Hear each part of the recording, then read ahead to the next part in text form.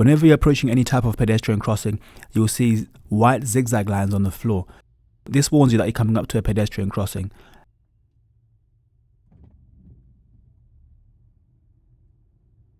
And the first thing you want to do when you approach this is check your mirrors and start reducing your speed, especially if there are people nearby.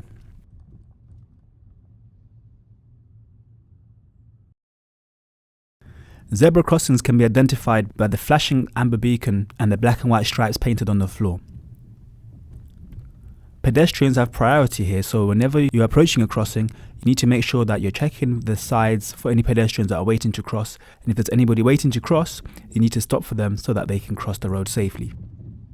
On a single one like this, there's no island in the middle, so you need to wait for the pedestrian to cross all the way before checking for any more pedestrians and then driving on again if it's safe.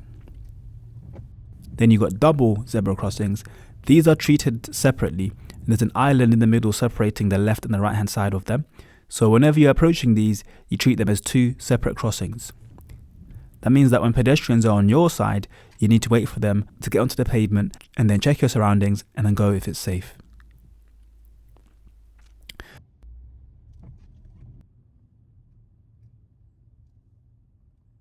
If they're coming from your side and then they get to the middle, you can start moving. You don't need to wait for them to go all the way on the other side of the pavement for you to start moving, because there are two separate crossings.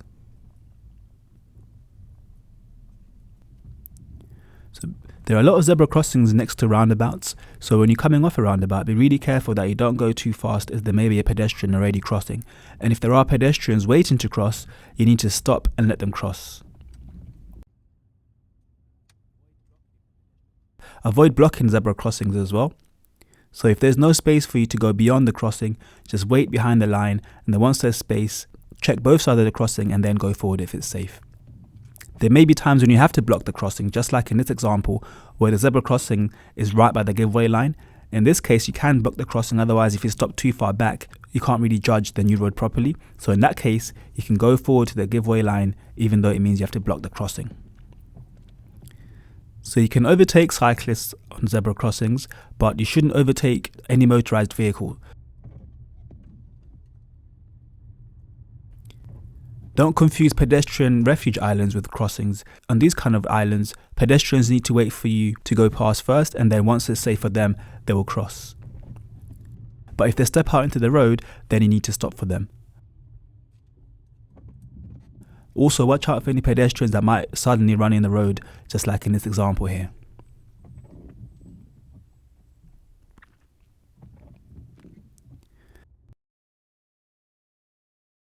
Some pedestrian crossings are light controlled, and you want to be careful when you're approaching them, especially if they're green but there are pedestrians nearby. This means that they would have pressed a button and it could change to red any moment.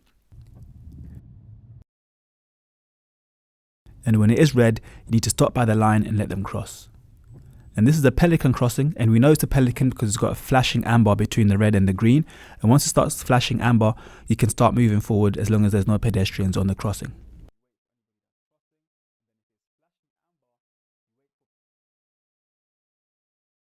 The puffin crossing, this one is controlled by a sensor at the top of the light.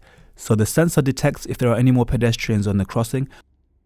Once there are no more pedestrians crossing the road, it will change to green for the drivers, and then you can start moving forward when it's safe.